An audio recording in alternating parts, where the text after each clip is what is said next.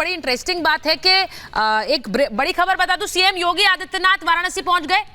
कार्यकर्ताओं ने योगी का स्वागत किया है और कुछ देर में प्रधानमंत्री वाराणसी काशी पहुंचने वाले हैं। ये जरा खबर बता देती हूं क्योंकि वहां उनका एक बड़ा रोड शो है आज।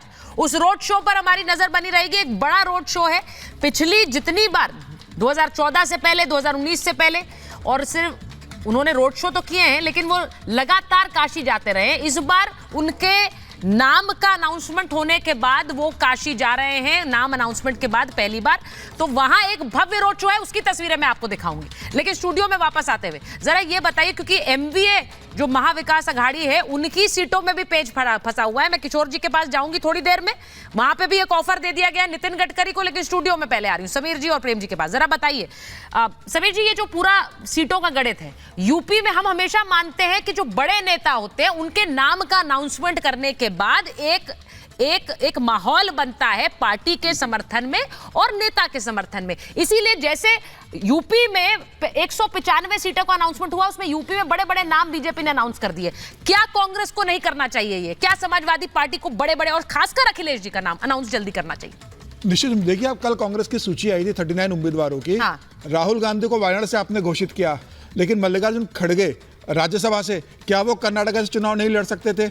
मुझे लगता है अगर राहुल गांधी अमेठी से घोषणा करते कि मैं अमेठी से भी लड़ रहा हूं, प्रियंका गांधी रायबरेली से चुनाव भी लड़ रही है, हाँ, तो ये लगता कि हाँ, हम हमारी जो परिवार की सीट रही है, हमारे लंबे समय से हम जहाँ से सोनिया गांधी सांसद रही है, राहुल गांधी जो चुनाव 2019 में हार गए थे, हम वापस वो लड़ना चाहते हैं। यह सूची बताती है कि ये जज्बा नहीं है लड़ने का। छिंदवाड़ा से नकुलनाथ की आप घोषणा नहीं कर रहे हो, राजस्थान में सचिन पायलट की आप घोषणा नहीं कर पा रहे हो, हाँ, अशोक गहलोत चुनाव लड़ने से मना कर रहे हैं, बिहार में आपने एक किशनगंज सीट जीती थी, उसकी आप घोषणा नहीं कर पा रहे हो, बंगाल में आपके पास 2 सीटें थी, आप अधीर रंजन चौधरी जो विपक्ष के आपके नेता रहे लोकसभा में, हाँ, आप उनकी सीट घोषणा नहीं कर पा रहे हो, आप दक्षिण मालदा जीती, आप उसकी घोषणा नहीं कर पा रहे हो, झारखंड में आपके पास एक सीट थी वीरभूम की, जहां की सांसद मधु कोड़ा की पत्नी गीता कोड़ा अभी भारतीय जनता पार्टी में चली गई, आप वहां उम्मीदवार घोषित नहीं कर पा रहे हो। तो मेरा यह कहना, 2019 में जो आपने 52 सीटें जीती थी, हाँ, आप पहले वो उम्मीदवार घोषित कर देते। आपको लग रहा है वो टैली और ऊपर जाएगी नीचे जाएगी?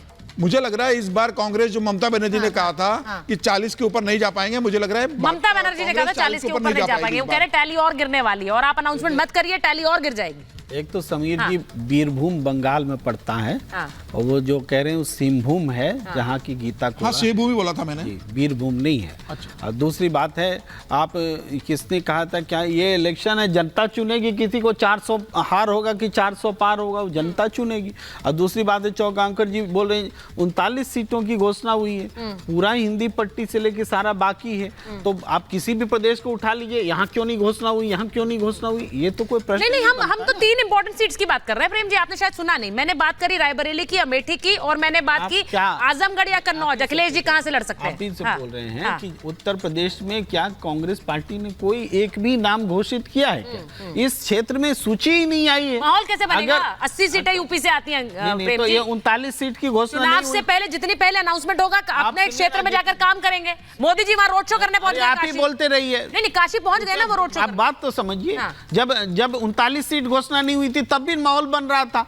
आज गुजरात में देखिए ना, गुजरात में मोदी की मांद में जाकर के जो जबरदस्त रैली हो रही है, अरे गुजरात में बाजी पलट गई है। उत्तर प्रदेश तो पलटेगा, यहाँ तो पीडीए है। गुजरात में क्या पलटी है? गुजरात में जाके देखिए, क्या आप लोग दिखा नहीं रहे हैं? राहुल गांधी को क्यों नहीं दिखा रहे? उनकी रैली क्यों नहीं दिखा रहे?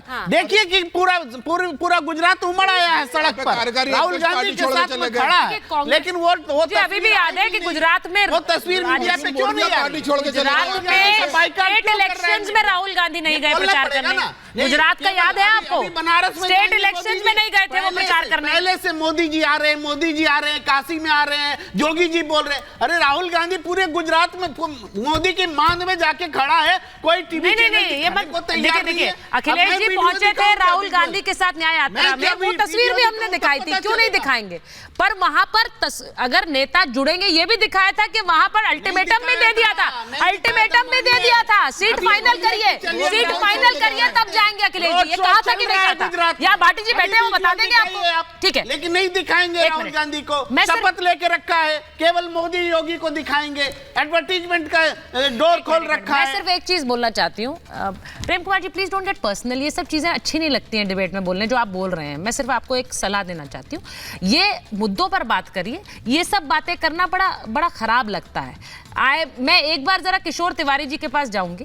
किशोर तिवारी जी, वहां एमवीए की एक बार जरा खबर बता दूं आपको, बड़ी खबर बता दूं कि महाविकास अघाड़ी में जो बैठक है सीट शेयरिंग को लेकर वो टल गई है, वो अब सोमवार को होगी। जरा खबर चला दीजिए चेतन, क्योंकि जो खबर हमारे पास आ रही है वो ये कि सीट बंटवारे पर पेच फंस गया है और वो अब सोमवार को बैठक होगी। अब मेरा कहना यह है किशोर जी कि अगर आपको हराना है तो बढ़त तो बनानी पड़ेगी, कैंडिडेट्स को अनाउंस करना पड़ेगा, उन्हें कहां जाकर प्रचार करना है ये उन्हें पता होना चाहिए। सीट शेयरिंग पर पेच कहां फंस रहा है? कांग्रेस को लग रहा है, शिवसेना उद्धव गुट को लग रहा है कि वोट ट्रांसफर होगा कि नहीं होगा, कांग्रेस को लग रहा है कि वहां से वोट ट्रांसफर नहीं होगा, उन्हें सीटें नहीं मिलेंगी। सुचिता जी, मैं आपको बता दूं, अगर अमित शाह जी 2 दिन से बैठकें कर रहे हैं तो महाराष्ट्र पे कर रहे हैं। हाँ। और महाराष्ट्र में बीजेपी की जो किरकिरी बढ़ी है वो उनसे संभाली नहीं जा रही है। अजीत पवार 10 सीटें मांगते हैं तो एकनाथ शिंदे 17 सीटें मांगते हैं, तो बीजेपी वहां पर 48 सीटों पे लड़ना चाहती है। हाँ। एक मिनट मुझे बोलने देना। हाँ, शिवमणि जी, अपने कपड़े संभालो, हमारे क्यों गिनते हो? अभी मैं महाविकास आघाड़ी के अंदर जो पार्टियां हैं पहले से, उसमें शिवसेना, कांग्रेस और एनसीपी है और इनका गठबंधन तय हो चुका। लेकिन हम लोग चाहते हैं कि अपोजिशन का यूनिटी इंडेक्स 100% रहे, इसलिए जो कद्दावर नेता है प्रकाश अंबेडकर, इनकी वंचित आघाड़ी को उसमें समाविष्ट करना चाहते हैं और वहां पर पेच अड़ा हुआ है। आप नितिन गडकरी को ऑफर दे रहे हैं, आइए हमारी पार्टी में शामिल हो जाइए। भाई नितिन गडकरी अभी महाराष्ट्र की सीट अनाउंस नहीं हुई है, पहली बात। दूसरी बात, क्या ये सही नहीं है कि कांग्रेस को लग रहा है कि आपका वोट उन्हें ट्रांसफर नहीं होगा? ये बहुत बड़ा संकट है, 2 अलग विचारधाराएं हैं, कैसे जीतेंगे साथ में चुनाव? सुचिता जी, मैं एक बात बता दे रहा हूं कि महाराष्ट्र के अंदर किसानों और मजदूरों में, ग्रामीण अर्थव्यवस्था में मोदी जी पे बहुत आक्रोश है। मोदी जी या भाजपा की जो 10 साल का कार्यकलाप है उसके खिलाफ वोट होने वाला है। हम चाहते हैं कि महाराष्ट्र से 48 में से 48 सीटों पे 1-to-1 फाइट हो, और 1-to-1 फाइट होने को जा रही है। 42 सीटें हमारी तय हो चुकी है। अब मैं रिपब्लिक भारत पे आके तो आपको नहीं बता सकता ना कि कौन सी सीट पर कौन लड़ेगा। और मैं अभी बता दे रहा हूँ, शिवमणि त्रिपाठी। अरे किशोर जी, इतने सालों का हमारा रिश्ता है, यहाँ पर बता दीजिए क्या होता है उससे, कम से कम ब्रेकिंग न्यूज मिल जाएगी हमें। आप बताएंगे तो हमारे लिए अच्छा रहेगा। क्या हो गया वहां पर, नहीं हुआ है सेटलमेंट, क्या डील हुई है, कुछ तो बताइए। मैं आ रही हूँ समीर जी। भाई शलभ मनी जी, वो ये कह रहे हैं कि बहुत बड़ा नुकसान होगा इस बार फार्मर प्रोटेस्ट, आप चाहे कितना भी कर ले, आप लोगों को नुकसान होगा। 400 पार में जिन स्टेट्स में आपने क्लीन स्वीप पिछली बार की जो मैंने दिखाए, वहां पर भी आपको डेंट होगा।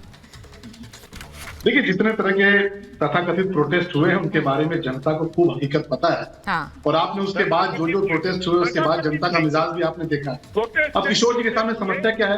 किशोर जी की पार्टी के लोग जब जा रहे हैं महाराष्ट्र के भीतर, लोगों से पूछते हैं कि क्या आप उन्हीं के साथ बैठे हुए हो जिन्होंने भगवान राम के मंदिर का विरोध किया, जिन्होंने भगवान राम को काल्पनिक कहा, जिन्होंने भगवान राम का आमंत्रण ठुकराया, आप उनकी गोद में जाके बैठ गए हो। फिर आप किस मुंह से अपने आप को शिवसेना कहते हो? किस मुंह से आप बाला साहब का नाम लेते हैं? आप क्या वही लोग हैं जिन्होंने धारा 370 का समर्थन करने वाली कांग्रेस पार्टी से गठबंधन कर लिया? जो कांग्रेस पार्टी धारा 370 के मसले पर देश के खिलाफ जाकर खड़ी हो गई, पाकिस्तान की भाषा बोलती रही, उस कांग्रेस पार्टी की गद्दारी का साथ किसने दिया?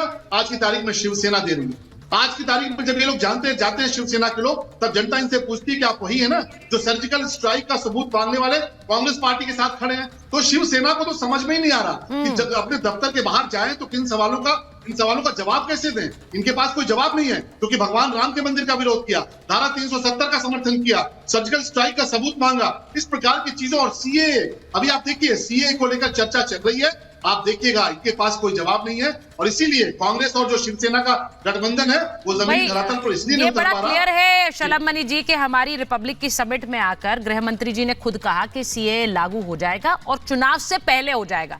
अब ये देखना है कि पार्टीज क्या स्टैंड लेती हैं, क्योंकि मुझे याद है कि संसद के अंदर काला पट्टा बांधकर सीए के खिलाफ प्रदर्शन किया था राजनीतिक दलों ने, लेकिन अब क्या सोच है? क्या अभी भी उसी तरह का प्रदर्शन होगा, इसके खिलाफ खड़े होंगे, या फिर मेरिट पर सोचेंगे कि सीए किसी की नागरिकता लेने का कानून नहीं है? मैं एक बार जरा खबर बता दूं, संजय सरकार जी इंतजार कर रहे हैं। पश्चिम बंगाल अभी पहुंचे थे सिलीगुड़ी प्रधानमंत्री, और उन्होंने वहां ममता सरकार पर भी हमला बोला है। कहा संदेश खाली की घटना की देश भर में चर्चा है।